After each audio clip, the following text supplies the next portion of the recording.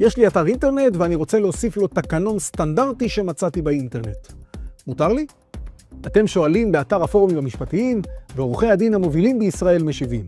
עורך הדין אפי אהרונוב, אתה עוסק למעלה מ-15 שנה בזכויות יוצרים ודיני אינטרנט.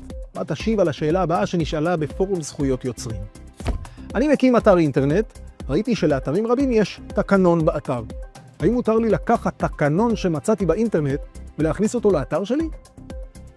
אדי, תקנון אינטרנט, ככל מסמך משפטי אחר, עשוי להיחשב ליצירה מוגנת בזכות יוצרים. לכן, העתקה שלו ללא רשות עשויה לגרור תביעה משפטית כנגד המעתיק.